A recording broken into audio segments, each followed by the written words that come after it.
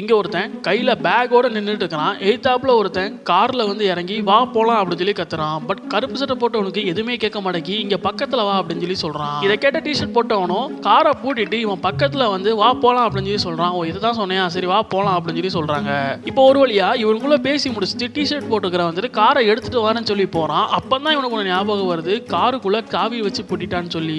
சரி அவ்வளவுதான், எல்லாம் முடிஞ்சு இதுக்கு மாதிரி ட்ரிப்பே போக முடியாது அப்படின்னு சொல்லி பேசிட்டு இருக்காங்க. சரி கார் ஜன்னல்ல ஏதாவது திறந்திருக்கா அப்படின்னு சொல்லி பார்க்கலாம் சொல்லி ரெண்டு பேரும் பக்கத்துல போறாங்க. அதுல டிஷர்ட் போட்டு வந்துட்டு காரை உடைக்கிறதுக்காண்டி கையை வச்சு ட்ரை பண்றான், உடைக்க முடியல. கையில இருக்கிற ஷூ வச்சு கிளாஸ் உடைக்க ட்ரை பண்றான், அப்பவும் முடியல. இங்கிட்டு கருப்பு சட்டை வந்துட்டு பின்னாடி டிக்கியை போய் ஓபன் பண்ண ட்ரை பண்றான், ஒரு வழியா ஓபனும் பண்ணிடுறான். இப்போ கருப்பு சட்டை போட்டு வந்துட்டு நான் டிக்கி வழியா உள்ள போறேன், நீ முன்னாடி வந்துருன்னு சொல்லிட்டு இவனு உள்ள போறா. ஒரு வழியா கருப்பு சட்டை முன்னாடி போயிட்டு சரி போயிட்டு வரட்டா அப்படின்னு சொல்லி சொல்றான். அதுக்கு வெளியே இருக்கிற வந்துட்டு ஏன் இப்படி பண்ணாத அப்படின்னு சொல்லிட்டு இருக்கான். அப்ப இவனுக்கு ஒரு கால் வருது. இவனோட கேர்ள் ஃப்ரெண்ட் வந்துட்டு வா இன்னும் டைம் ஆச்சு வரலையா அப்படின்னு சொல்லி கேட்கறா. இதோ கார்லயே நான் வந்துட்டு இருக்கேன் அப்படின்னு சொல்லி சொல்லிடுறான். இதெல்லாம் கேட்ட டிஷர்ட் போட்டவன் அவனை விட மாட்டான்னு சொல்லி காருக்கு முன்னாடி போய் நிக்கிறான். அதுக்கு நம்ம கருவு சட்டக்காரன் காரை ரிவர்ஸ் எடுத்துட்டு வரட்டா அப்படின்னு சொல்லிட்டு ஓயிடலாம். ஆலங்காத்தால உனக்கு குறவழி வரைக்கும் சோத்த போட்டு வண்டியில ஏத்திட்டு வந்ததுக்கு உன்னால என்ன பண்ண முடியுமோ அதை பண்ணிட்டேன்.